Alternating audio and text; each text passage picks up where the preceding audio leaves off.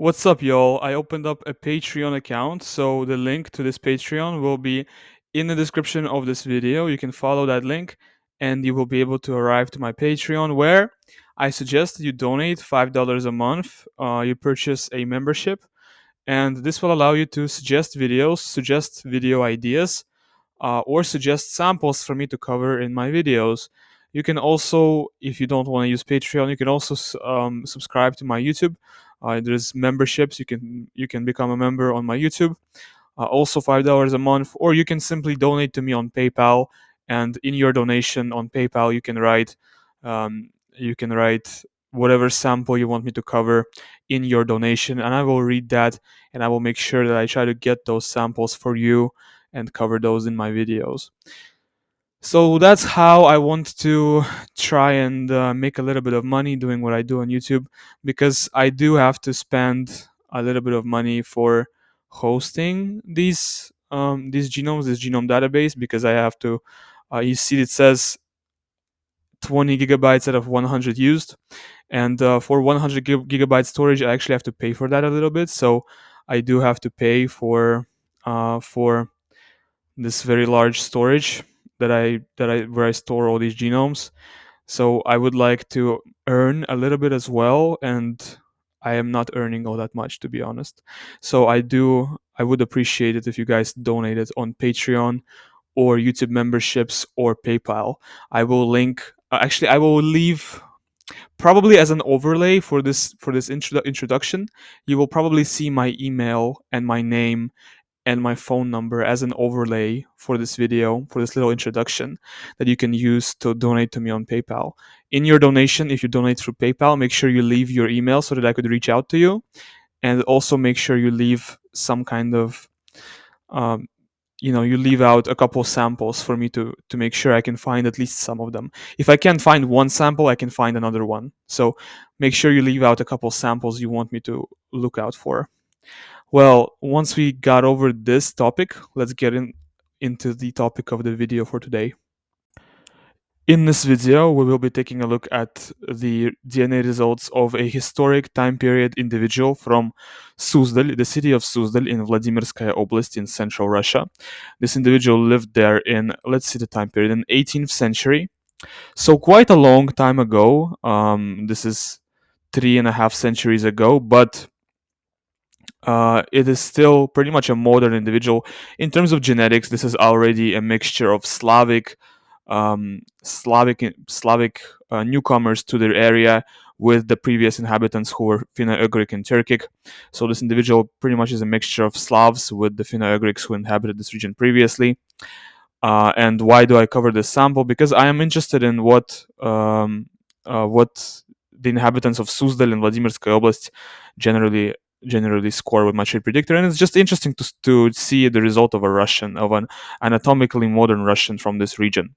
So let's look at the results of this individual. It is a historic sample from Volga-Kar region, KBL002. It is a female, and it's very high coverage. It's actually quite a high quality sample. I don't think I will be covering much more samples from Volga-Kar region.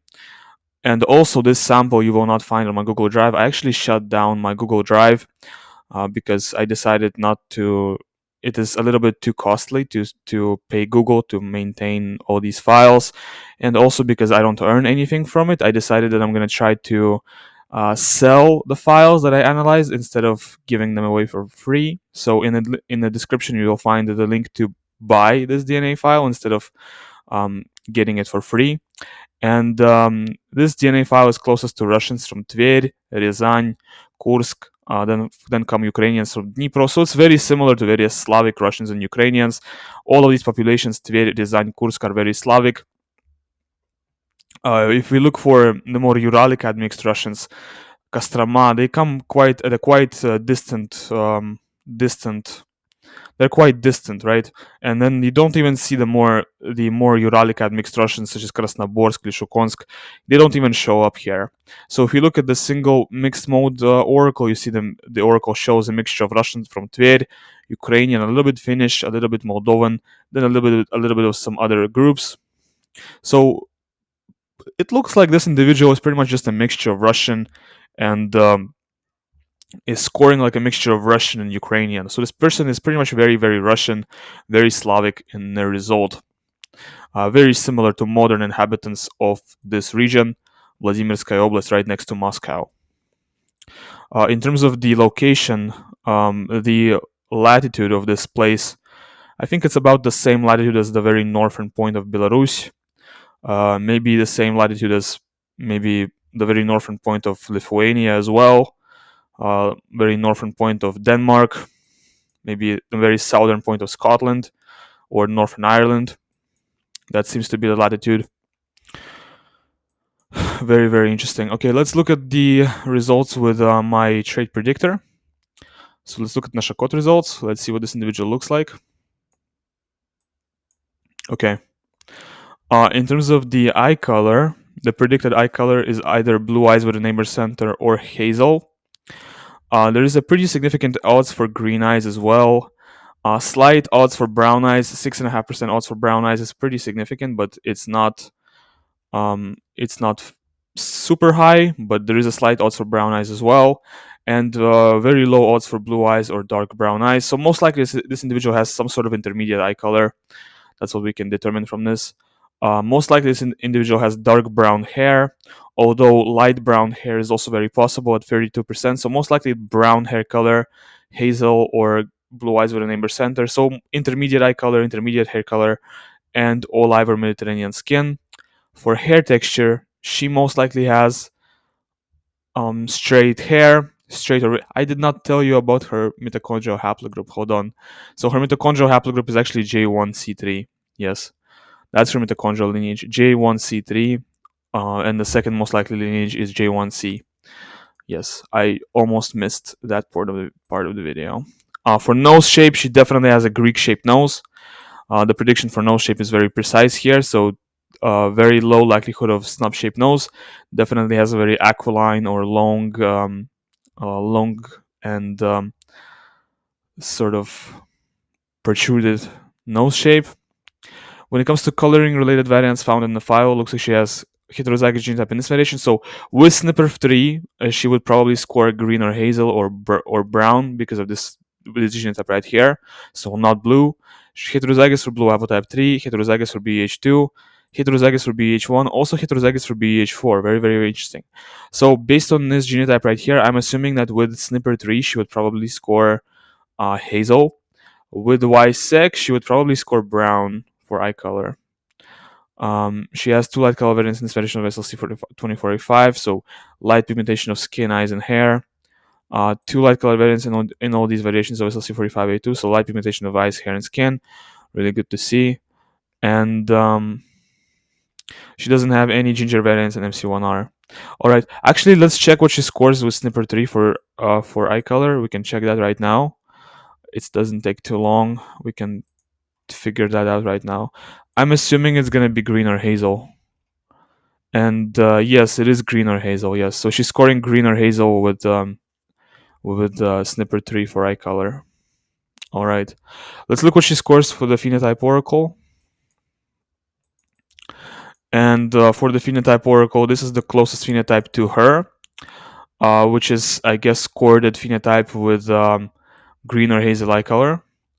Then the second closest phenotype to her is this, which is a north pointed phenotype.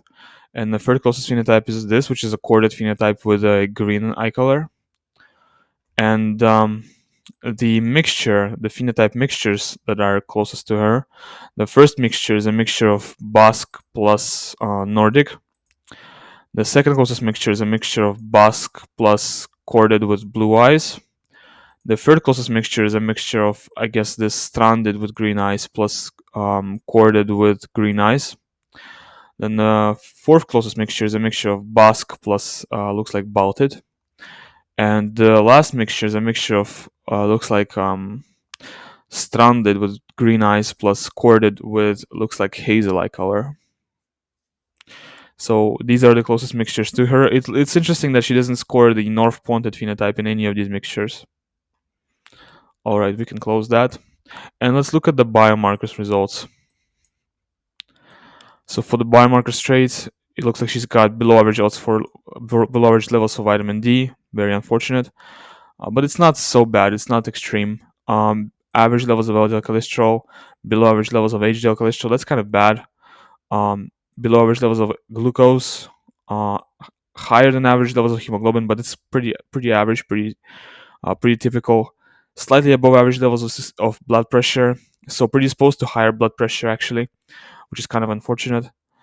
Below average level of iron in blood, so does not have hemochromatosis, which is really good to see. Uh, Average level of sex hormone binding globulin in blood, which is pretty interesting, pretty good. Average level of red blood cell count in blood, very average result. Below average number of base pairs for telomere length, so she's predisposed to live a little bit shorter lifespan, and slightly above average for height, so predisposed to being a little bit taller. Okay, let's look at the polygenic risk scores, and I am going to disregard anything that's ones, anything that's close to one, anything that's average. So she's got below average odds for kidney stones, higher than average odds for hemoglobin E disease, and she actually has a risk variant here. Lower than average odds for migraine, lower than average odds for gout, lower than average odds for eczema, lower than average odds for exfoliation glaucoma, lower than average odds for polycystic ovary syndrome, very high odds for cataracts. That's very interesting. Very low odds for AMD. This actually might be one of the lowest scores I've seen for age-related macular degeneration. So that's very interesting that she has such a low score for AMD. Low score for rheumatoid arthritis, really good to see. Kind of a high score for epilepsy, but it's okay. Um, Low score for vitiligo, which is really good to see. So the HLA gene panel is probably going to look good. Um, High score for primary biliary cirrhosis. Low score for stroke. High score for male pattern hair loss. It's good. It's a good thing that she's not a male, so she doesn't really have to worry about losing her hair. Low score for atrial fibrillation. Um, Low score for deep vein thrombosis. Low score for ADHD. Average score for depression. High score for bipolar type 1. High score for schizophrenia. That's interesting. So the things she scores high for is bipolar type 1 and schizophrenia. But I don't know if I can really talk about that. I don't know if I can really generate content about that, since the risk scores for that aren't really so high. She has low score for sort of high score for type 2 diabetes, low score for type 1 diabetes, low score for Alzheimer's, low score for multiple sclerosis. So there is nothing too concerning in this result at all. Actually, there is nothing that's unhealthy at all in this result. For breast cancer, 2 risk variants out of 14, which is really good. For testicular cancer, 7 risk variants out of 16, which is also really good. 2 in keto in this variation, so she's quite cooked when it comes to risk variants for testicular cancer. But good for her that she doesn't have testicles. No risk variants for celiac disease, really good. No risk variants for GSS, really good. 5 risk variants for Crohn's out of 20, which is bad. So she's predisposed to Crohn's a little bit, but it's okay. No risk variants for Raffenstein's. 1 risk variance for Parkinson's. So maybe there is a little bit of concern here, but it might be a miscall. No risk variance for Gilbert syndrome. No risk variance for basal cell carcinoma, porphyria, or anything else. She does have risk variance for Jacob Creutzfeldt disease. So this might be something that I put in the thumbnail, and it's actually homozygous as well, so it's probably not a miscall. That's very interesting. So she does have these very rare risk variants here, and there's 2 of them. Typically, when you have miscalls, it's going to be heterozygous genotype. So in this case, that's very interesting. I'm not sure what to make of it. Yeah, that's kind of interesting. We'll see if we find anything else like that. For allergies, 5 risk variants out of 16 total. Very interesting. Nothing else. Brigada, 1 risk variant here, but that's heterozygous, so that's probably a miscall. Treasure Collins, no risk variants here. There's some here, but they're common, so that's not that much of a problem. Pfeiffer, familiar aortic aneurysm, that's common, and no risk variants anywhere else. So the only things that we really need to watch out for here is the Jacob Creutzfeldt disease panel, where she's got 2 uncommon risk variants, where they're actually not even heterozygous, where the genotype is homozygous. So most likely this is not a miscall, and that's quite concerning. That's very interesting, and I'm not sure what to make of this. I'm really not sure what to make of this. But let's look this up. Maybe there's a SNPDA page for this SNP. Yeah, so there is indeed an SNPDA page for this SNP, and it's implicated in Creutzfeldt-Jakob disease. And yeah, I mean, it's bad. It's really uncommon to have this type of genotype. I mean, like, the in Europeans, out of the sample size that was present here, to be honest, in these on DBSNP and in the databases that are here, the sample sizes for some of these data sets are pretty small, but then there are some sample sizes that are really large. Like for example, here there's 135k Europeans, and it looks like none of them have the A allele here, which is really crazy. But then there is this one sample size with sample data set with 75k, where it looks like some of them did have the A allele. But anyway, this is just completely crazy. So this might actually be a miscall. This genotype for two risk variants for Jacob Creutzfeldt. This might actually be a miscall, but I'm just so used to miscalls being heterozygous that it doesn't register in my mind for a miscall to be homozygous. But it might still be a miscall, to be honest, because it's just so uncommon. What do you think in the comments? Write down in the comments. What do you think? Is it a miscall? Do you think it's a legitimate genotype? I'm definitely going to be very interested to read your takes on this. But it is a very rare, very uncommon genotype. All right, let's look at the monogenic traits and find out what else is there to know about this sample. So it looks like for warrior versus warrior panel, this individual she's scoring very much warrior. She's predisposed to warrior trait, slower dopamine reuptake and higher dopamine levels, lower stress resiliency. Based on these genotypes in COMT, MAOA, and MAOB, she's got predisposition to warrior phenotype. So lower activity of the COMT and MAOA enzymes for dopamine D2 receptors. Looks like she has a predisposition to intermediate number of dopamine D2 receptor sites in the brain, so intermediate predisposition to such conditions as schizophrenia and bipolar. And for levels of 5-HT and serotonin, looks like she has a predisposition to intermediate or lower levels of 5-HT and serotonin, so slight predisposition to such conditions as depression or anxiety. For autism, it looks like she has a slight predisposition to higher odds of autism. Very, very interesting. For lactose persistence, actually, this is something that's kind of interesting here, is she has intermediate or lower odds of lactose intolerance. So she is a little bit lactose persistent. And she's scoring that despite not having the variants for European lactose persistence in the main variation of MCM6. But she's scoring that because she's got heterozygous variant in this heterozygous genotype in this variation of MCM6. This is the secondary variation that also has to do with European lactose persistence, and she also has CC in this variation of LCT, which leads to being likely lactose persistent. So because of these two genotypes, she's most likely lactose persistent. Very, very interesting. For OXTR and empathy gene, she is most likely predisposed to being lower level of empathy based on these four SNPs. For genotypes, she has a predisposition to lower level of empathy.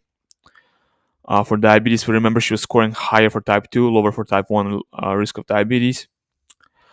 For hemochromatosis, not a carrier for C282Y hemochromatosis mutation. Pretty good.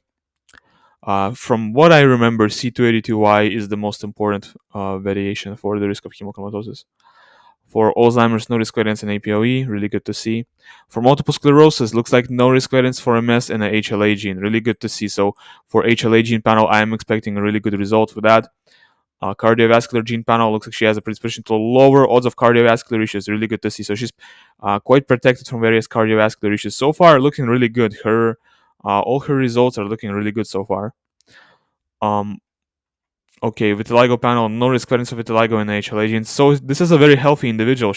I can't really find any health issues from looking at her results. I can't find any health predispositions that would be like bad or unhealthy. Looks like no East Asian genotypes in EDAR, all European genotypes in EDAR. Longer protruding midface, higher odds of protruding nasal bridge, intermediate nose size. Um, Possibly lacks mandibular third molar, and higher odds of missing teeth. That is quite interesting. And then she's got two genotypes for thicker eyebrows. That's interesting. So she's got genotypes for thicker eyebrows. That's pretty cool. No micropenis. That's kind of rare. I don't see that very often. Genotypes for thicker eyebrows. So she's got no micropenis. Really good to see. Impaired muscle performance, likely endurance athlete rather than sprinter or power athlete. She does not have photic sneeze reflex. Um, she's not an Asian flusher. And let's see what else. Okay. She does not carry risk variants for albinism. She does not carry any variants for familiar Mediterranean fever. For MTHFR gene panel, she has very healthy genotype here. So for homocysteine gene panel, which is very much linked to MTHFR panel, we are probably going to see a very healthy result as well for the homocysteine panel. Probably we're going to see lower homocysteine levels. She's got lower risk for alcoholism, so she's very healthy. She just doesn't have any bad predispositions at all. Leukemia, no NQ01 alleles, so that's pretty good as well. Let's see rare disease and traits panel. Maybe we're gonna find something here, some rare conditions. Increased risk of ankylosing spondylitis, increased risk of rheumatoid arthritis, but increased risk of aspirin-induced asthma. Carrier of one pseudoaerial sulfase A deficiency allele. That's very interesting. So that may be one. That may be something to watch out for. Let's look that up. Let's look that up and see what that is. While that loads, and it's gonna load for a while, I think. Yes. So it leads to pseudoaerosulfase AF deficiency, and it can lead to metachromatic leukodystrophy. Very interesting. Okay. It's pretty common though. I see that this type of genotype is 17% of Europeans, so that's pretty common. And I feel like that would be a recessive trait. So you would probably have to have a homozygous genotype for this to actually have the trait. So it's not that big of a deal, I think. And no other traits, no other rare conditions. Okay. No risk variance for celiac disease in the HLA gene. Really good to see. So HLA gene panel is probably going to look really good. Once again, no Canavan syndrome risk for HIV and AIDS panel. She's got one protective variant here, which leads to a 60% reduction in HIV viral load. Really good to see. And for HLA gene panel, as I was saying, HLA gene panel is looking really good. So she's got 50% odds for lower odds of autoimmune disease and only 3.8% odds for highest odds of autoimmune disease. So she's definitely got some protection from various autoimmune conditions. HLA gene panel is looking really, really good. Really, really good. Okay, for MTRR gene panel, looks like she's got actually only one risk allele for disorders for intracellular collagen metabolism, 1 out of 8, which is really, really good to see.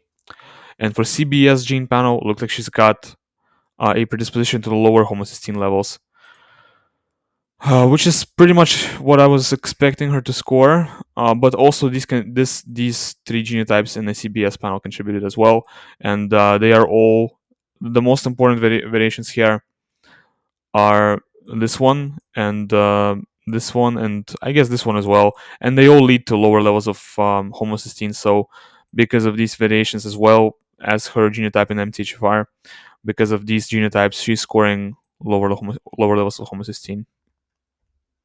So that makes sense. Okay, for muscular dystrophy myopathies, she doesn't have any of these muscular dystrophy myopathies. Really good to see. Color blindness panel, no risk variance in OPN1SW. FCO gene panel, she's predisposed to lower or intermediate odds of obesity. Actually, more like intermediate odds of obesity, not really lower. She's scoring about the same for lower as higher. So she is mostly predisposed to intermediate odds of obesity. Looks like she's got homozygous for fat gene variants here, no fat gene variants here. Heterozygous here and here. Yeah, so it's just like all over the place. Actually, in her case, her genotypes in FTO especially are kind of all over the place. So when you take all that into consideration, 1, 2, 3, 4, 5, 6, 7, when you take these 7 SNPs into consideration, she's got a predisposition to intermediate odds of obesity. For syncope panel, based on 2 SNPs, she's got slightly higher than average odds for syncope. And for biotraits panel, she's got 1 copy of the hunter-gatherer and 1 copy of the farmer variant in the CL1 gene. Intermediate ability to process carbs and sugars, and the farmer allele is C. Very, very cool. Alright, now for the blood group panel, looks like her blood type is actually type A. Very, very interesting. Type A is kind of an uncommon blood type. Most people have type O, but it looks like for her, in her case, she has type A blood type. Well, thanks for watching my video until the very end. Make sure you check out the description. In the description of this video, you will find the links to a couple of things. Number one, you will find a link to Buy My Trade Predictor, which is the software that you can use to generate these types of reports, health, traits, and appearance reports for DNA samples when in MyHeritage, 23andMe, or Ancestry formats. Actually, any microarray sequence format works. And in the description of the video, you will also find the link to the upload file link where you can buy, in case you don't want to purchase the executable, you can purchase a report for $4. And also in the description of the video, you will find the link to purchase the raw DNA file for this sample that I analyzed in this video. Which will cost probably $2, probably $1 or $2. I don't know how much I will make it worth. I decided that from this point on, I will not be storing my files that I analyze on Google Drive. I will instead be selling them for a little bit of money. Yeah, I decided that I'm gonna move away from Google Drive, and instead I will be sort of, commercializing my work, trying to make a little bit of money from what I do. And instead of giving away the files that I produce for free, maybe trying to sell them a little bit. So the intro that you saw, it's maybe not as relevant. This idea to sell the files, this idea to sell the files that I make, I came up with it like today. So I already made the intro yesterday. So I was like, okay, I guess I'm gonna put it in the video, but you're not going to see it anymore. You're not going to see it in any future videos. But I think I'm going to go through with the idea, and every future sample that I make, you're going to see it on PayHip. It's not going to be on Google Drive.